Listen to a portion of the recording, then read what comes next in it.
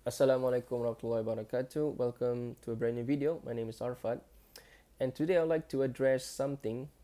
This is based on a recent conversation that I've had with friends, um, and that I came across this one particular person that told me that I'm just gonna say the pronoun she. She doesn't need God. Okay. And this person is not someone who reject the existence of God. In fact, she believed that God actually exists, and so she's not an agnostic nor an atheist. But one statement that she told me was very striking, was that she doesn't need God. Okay, she's a Christian, and she wears like amulets. It's not really amulets, like she wear a cross necklace. And so she told me that she doesn't really need God in her life. And so this is a really interesting conversation that we had. And so I kept asking more and so on and so forth.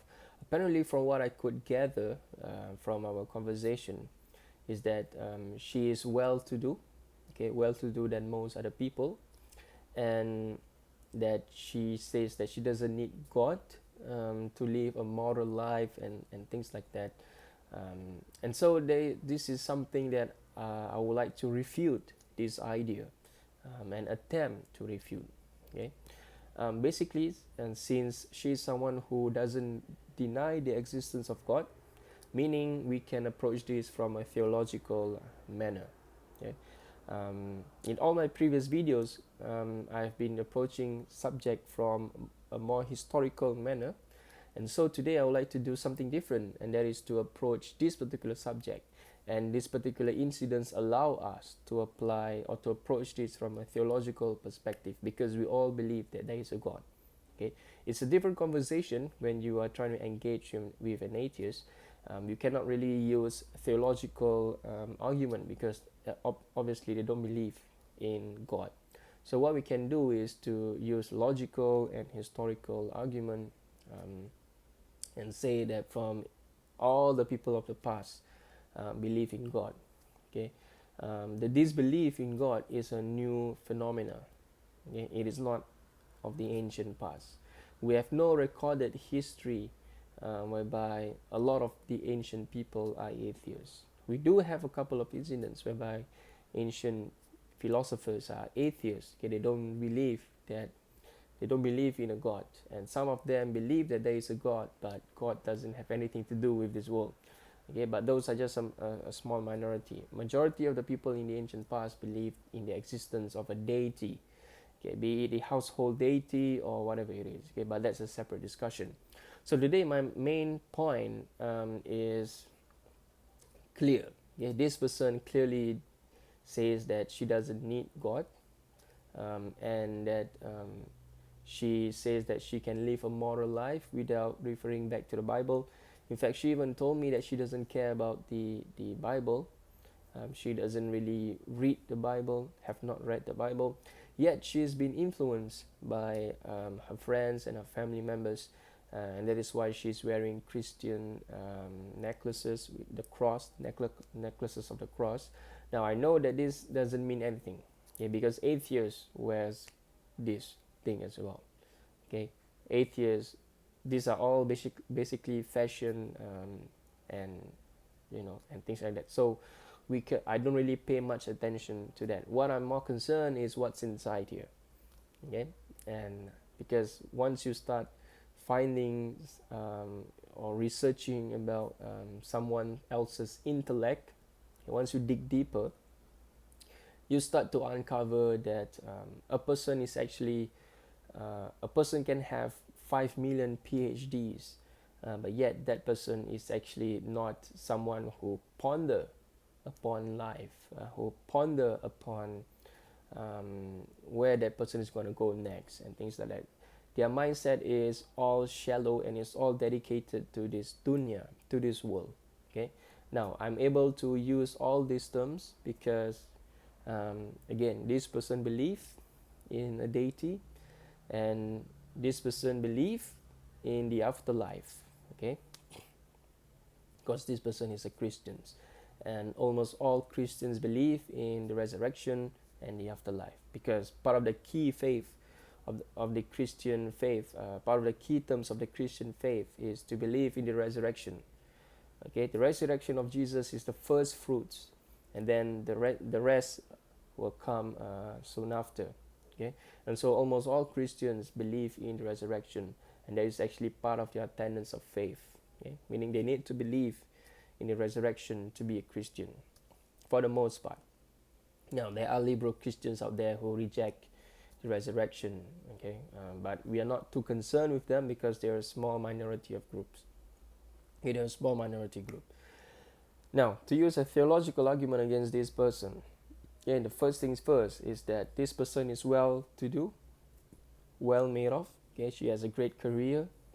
She is doing better than most of her peers, and so from there she says that, oh, I'm doing well and I don't really need God. I work hard to have this career. I studied hard to have my degree so that I'm able to pursue this career. And so I don't really pay much attention to God. I don't care about religion and things like that. Now, the first things that I would say is that now you're at the pinnacle of your life. Okay, now you are at the pinnacle of your life, and you reject the mercy, basically, or you don't even care about the mercy that God have granted you, meaning you are ungrateful. Okay, and so what happens if you fall, if you collapse? Then you start scrambling to find God.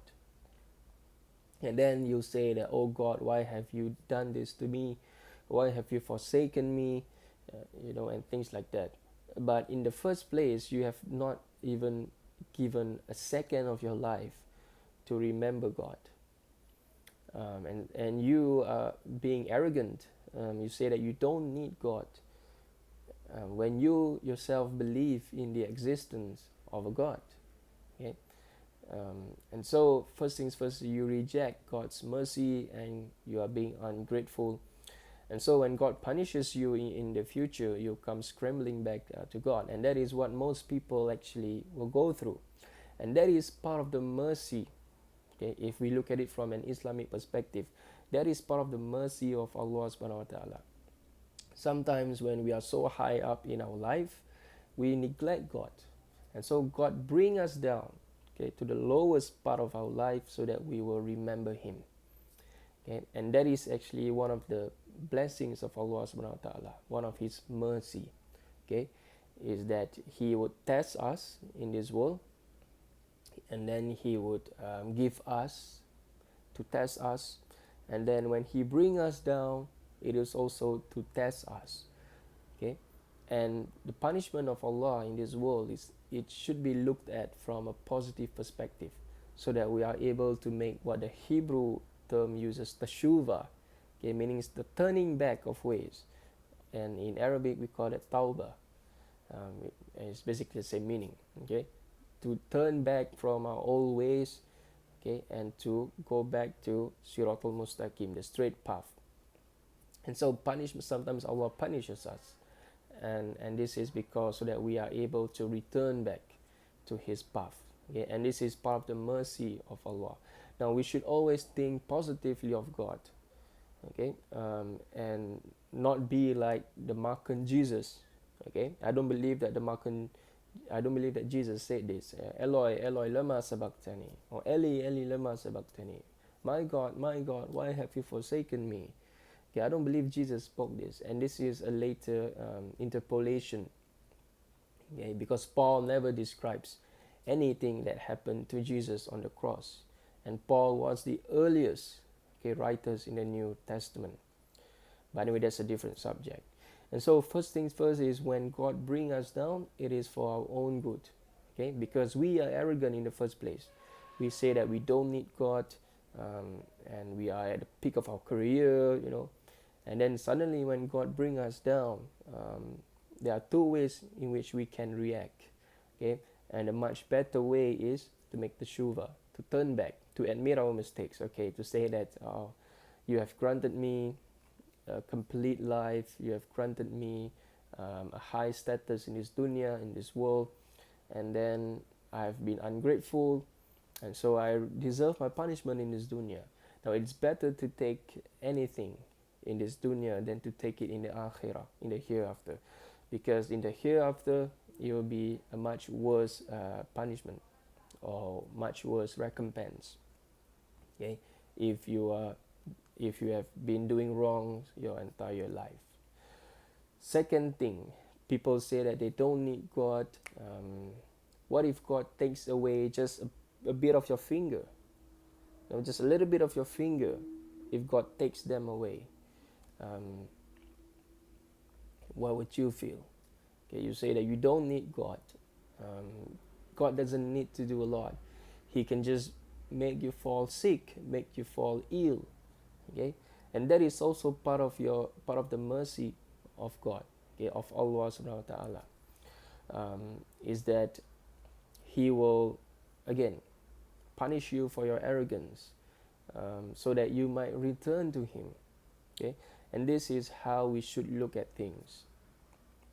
Now, if you work your entire life, if you dedicate your entire life to earning all the money that you can get, okay, and if God just takes away your pinky, you know, you would spend all the money that you have in the world just to buy another pinky if it's possible. But obviously it's not possible. Okay, and so this shows that the things that God have granted us, our vital organs or even our non-vital organs like our pinky, okay, if we chop off our pinky we will not die, so it is not a vital organ. But even then, so we will still scramble.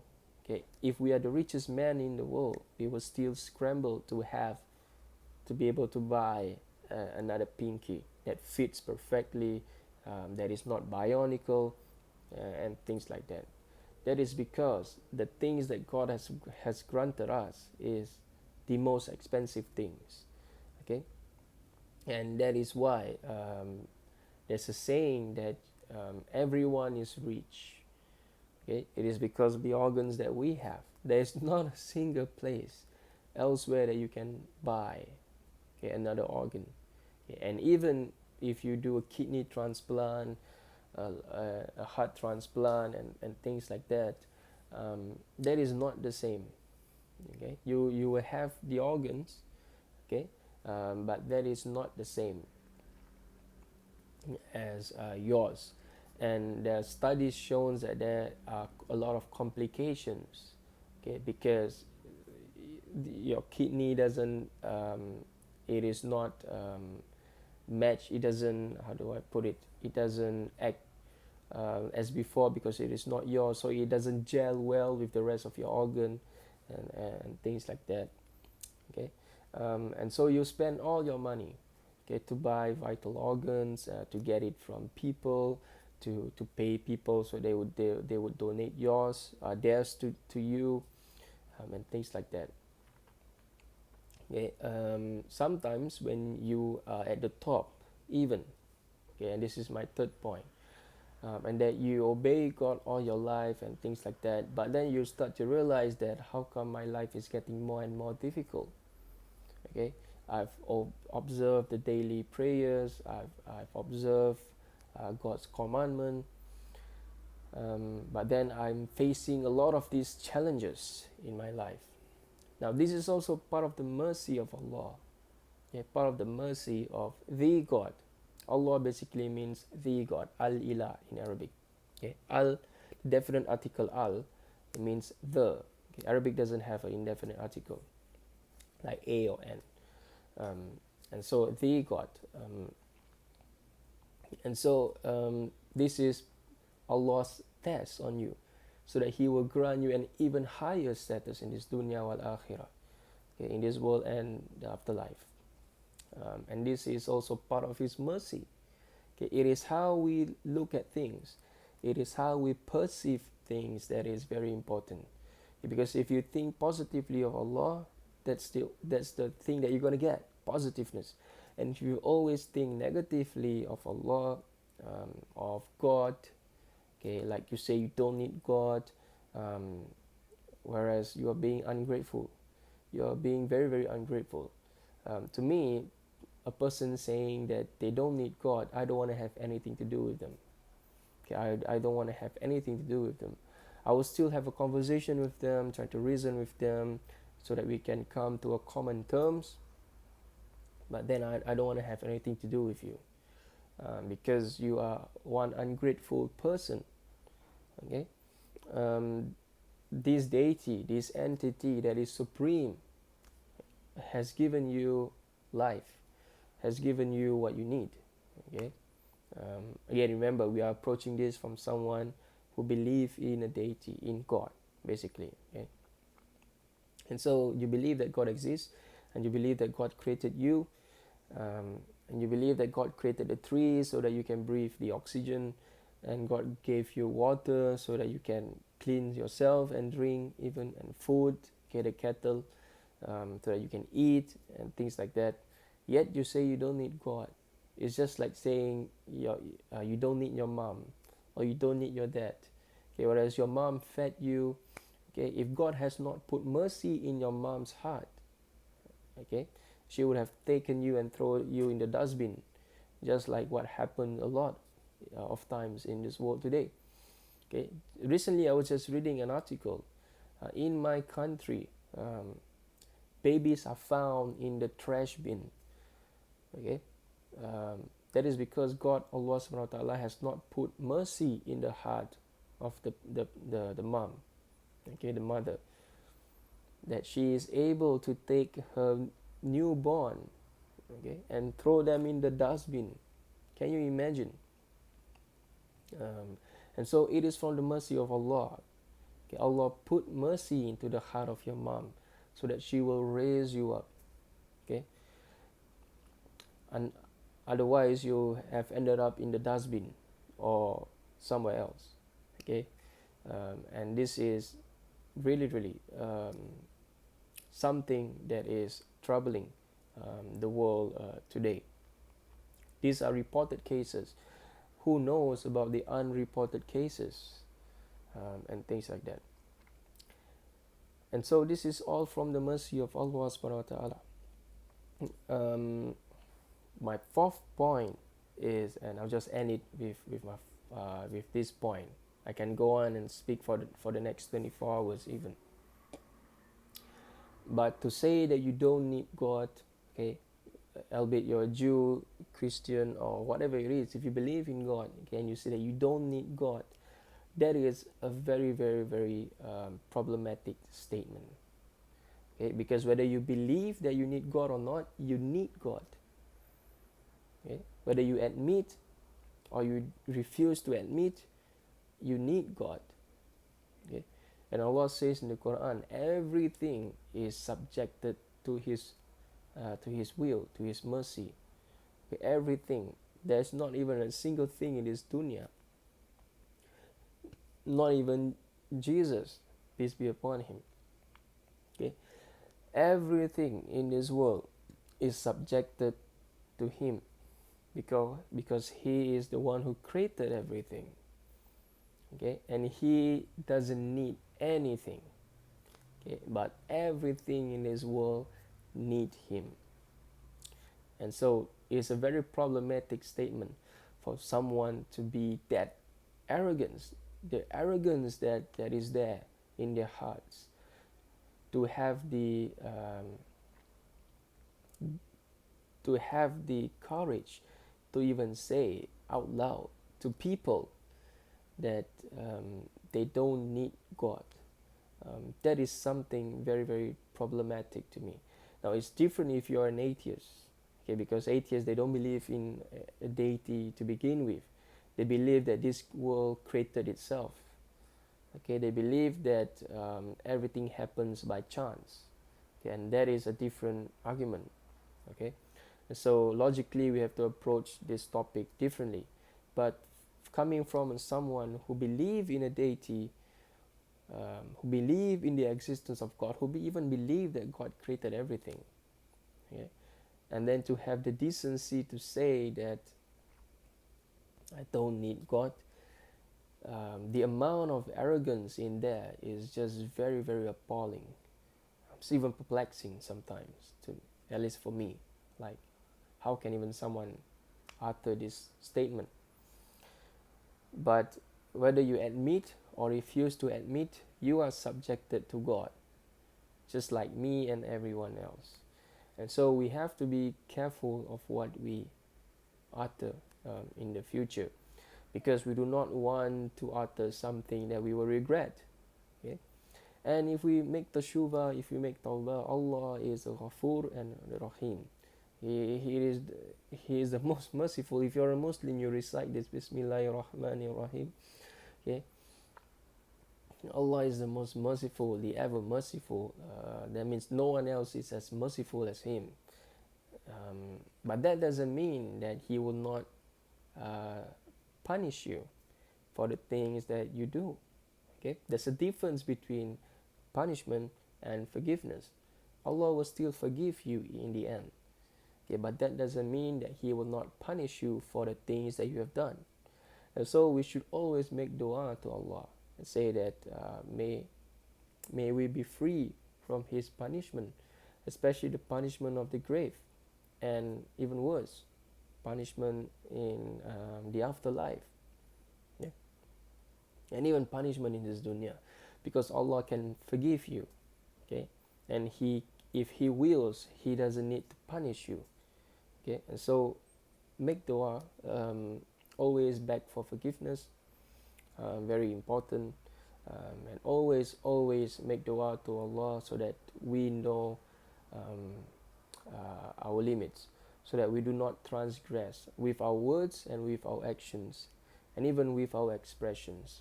Okay, sometimes the things, even the smallest things that we do, can have huge consequences. Like, for example, we associate ourselves with an activity, even though we do not necessarily carry out the activity, whatever activity that is.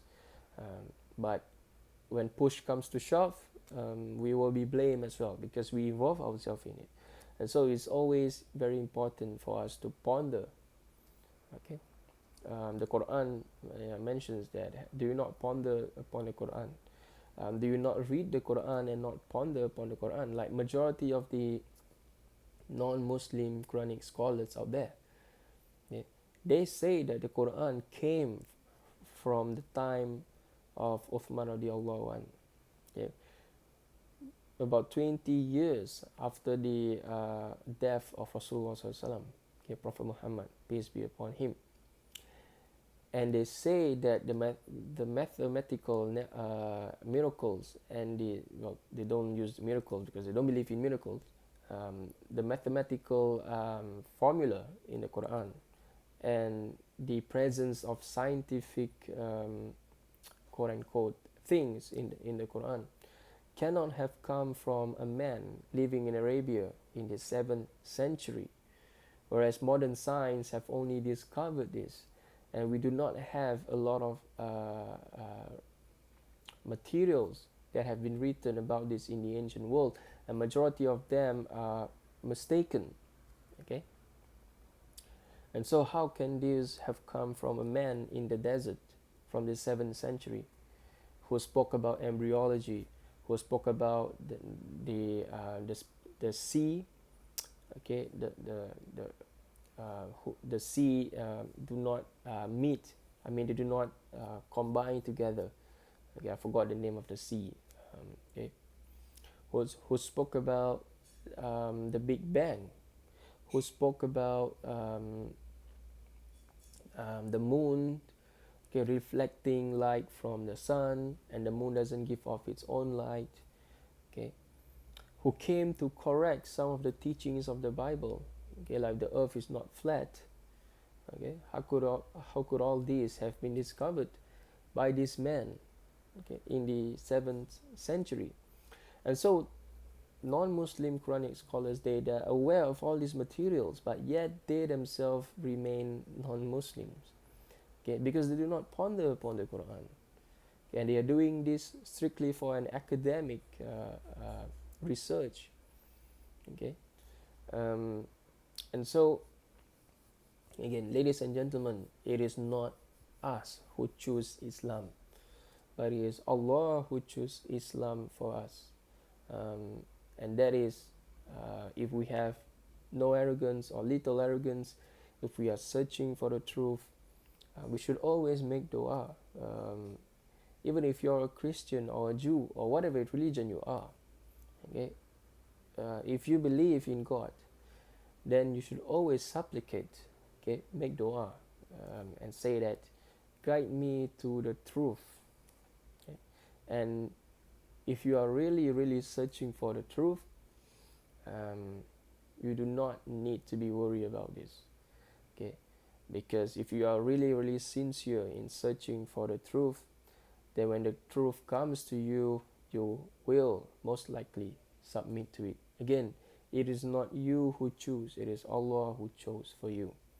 Okay, just like the Jews, and I'll end with this. The Jews were living in a time whereby they were being persecuted, okay, by the Pharaoh. Okay? Ever since the time of Yusuf alayhi salam, Joseph, the Jews have been persecuted. Okay, the Israelites. Okay, they were called Israelites back then. They were not called Jews yet. Okay, so the forefathers of the Jews were academically known as Israelites. Okay. So the Israelites, ever since the death of Joseph, they became subjected to the mercy of the pharaohs. Okay, I'm using the Old Testament here. Okay, the chronology of the Old Testament and the Quran is slightly different. Okay, but I'm using the Old Testament here, and I'll use the Quran later after this, and I'll end with that, inshallah. And so the Jews, the Israelites, were being subjected to the mercy of pharaohs, and they were not living comfortably as they were under Yusuf, under Joseph. Okay, and so they have been waiting for a prophet to liberate them. And so when Moses came, okay, Moses was from amongst the Israelites, okay, or the Midianites, or the Canaanites, okay, or whatever it is Moses is from. Okay, scholars are pretty much disputed on this, and the biblical narrative, they don't believe in this. And so again, so I'll just use Moses in generic term to have come from the Israelites. Okay,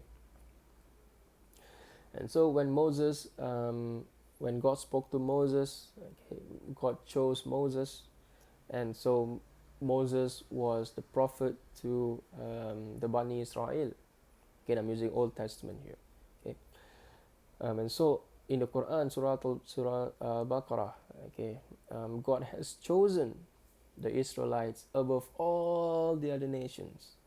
Above all the other nations, we have the Mesopotamians, the Babylonians, which came later, the Persians, which came later, but we have the Canaanites, we have the Philistines, and we have even the Egyptians. We have the Africans, the North Africans and the Southern Africans, and we have all these tribes living in the oasis of Sudan, and as well as the ancestor of Greece and things like that. And so God have chosen instead the Bani Israel, okay, the Israelites, the children of Jacob, okay. Jacob is also known as Israelites. And so God has chosen the Israelites. And yet, what happened after the Exodus? Okay, they make a golden statue, okay, and say that this is your God that brought you out of the land of Egypt. According to them, Aaron's made this statement. Okay, the brother of Moses. Again, I don't believe this. Okay, but this is from the Old Testament. And so God sent the Israelites and later their descendant, the Jews, okay, many prophets, and many prophets they kill. Okay? And this is found in the Old Testament as well. Okay, they kill many prophets, or they attempt to kill some of the prophets. And this is narrated in the Ketuvim, okay, the book of the prophets. And so this is not a Muslim invention. It is there in the Old Testament. Okay, one just needs to read it. And this is even found in the New Testament, in the book of Acts. Stephen, when he was addressing the Jews, okay, he says that they kill a lot of the prophets. Okay, but then again, Jews don't believe in the New Testament, and so a lot of scholars don't believe that the book of Acts is historical. Okay, so there should be a distinction here, but nevertheless, it is found in the Christian scripture as well. Okay. What scholars have said is that because Jews and Christians were pretty much in conflict, okay, because Christians believe that Jews killed their God, their Messiah. Okay, again, I don't believe that God can die. Okay. But again, Christians believe that the Jews were God killer or Messiah killer, and so they create all these polemics to convert the Gentiles, okay, to hate on the Jews, and this is the reason why Jews have been heavily persecuted. Okay, and it wasn't until Islam came later on to actually liberate some of the Jewish community. Okay, not all. Some of the Jewish community were liberated, and they flourished well. Okay, under Islamic empire, they started writing, and Sidney Griffith have written a book about this, the Bible in Arabic. And Jews, they translate their scripture to Arabic, okay, and things like that. And so the Jews flourished under the Islamic civilization. Whereas in Europe, they were heavily persecuted by the Western Catholic Church. Okay? And in the Middle Ages, they were forced to leave part of Central Europe, and so that is why you find a lot of Jews settling in Poland, Germany much later. Okay, and so under the Islamic Empire, the Ottomans, the Abbasids, okay, even early on the Umayyads, and even the Khalifa Rashidun. Okay, when Omar ibn Khattab came to Jerusalem, okay, he allowed Jews to govern Jerusalem. Okay, the governor of Jerusalem was a Jew at that time, and he did not build a mosque. Okay, he did not steal the synagogues or the temple, and then the temple don't exist at this time, by the place whereby Jews worship. Instead, Omar ibn Khattab, he made a space, and he dedicated that space to a mosque. Okay, it was an old rubbish dump, for example. Okay, obviously have been cleared out according to some opinion. Okay, but nevertheless, he dedicated a different space so that Muslim can worship there. Okay, he prayed there, Omar bin Khattab, and then later on became a mosque. Okay, and so Jews were being liberated under Islam. And so back to the Israelites, God have chosen the Israelites. And many times God sent Prophet Isaiah, okay, to make sure that the Jews return and they stop worshipping the Canaanite god Baal, okay, or Asherah, Ashtarte, okay. And so God sent them prophets many times so that they return to the law, okay, go back to the commandments, the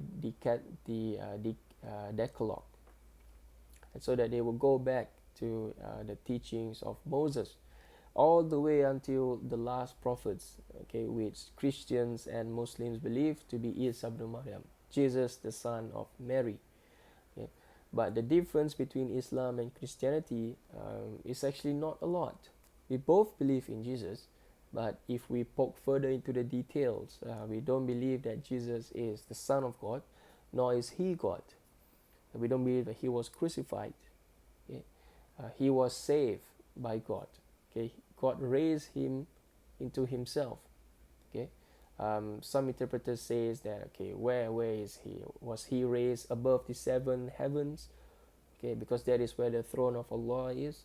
Or was he raised to the third heavens? Or was he raised to the fourth heavens? And things like that.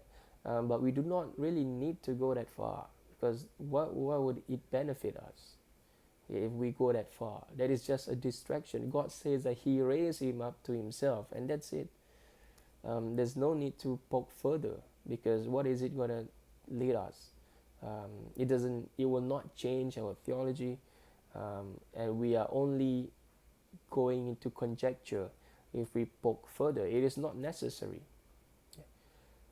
It is just like a lot of Muslims questioning, why should we make Salah 5 times a day? Why can't we be like the Shia who pray 3 times a day? Okay, and so this is something that if we were to refute or to go against, then we need strong evidence, but there is no evidence. The Prophet taught us how to pray. The Prophet told us to pray 5 times mandatory prayers, and if you want to pray extra, let's go ahead.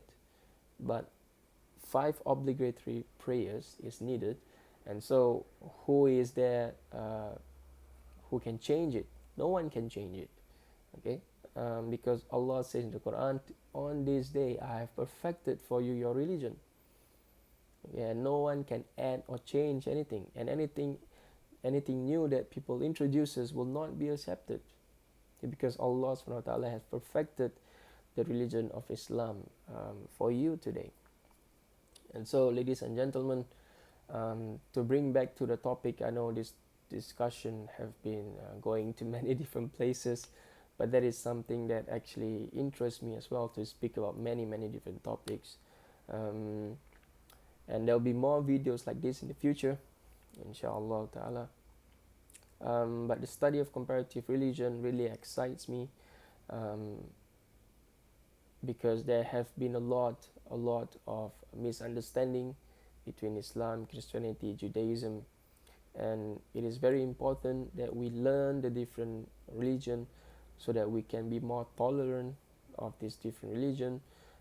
We will disagree, okay? We will disagree, but we should disagree respectfully. We should present and not misrepresent a different religion. Sometimes we will misrepresent, okay, because it is our mistake, okay, because we are human and everybody make mistakes. No one is infallible. Okay? Everyone is fallible, because we are humans, okay. And so, to bring back to our topic, the discussion that I had with this lady, very respectful lady, she says that she doesn't need God, and so I've refuted her, I believe, and she says that morally she doesn't need God to live a moral life, but moral is very subjective. Okay, to say that you are moral is a very subjective statement, because if you ask a different person what is the meaning of morality to them, they will give you a completely different answer.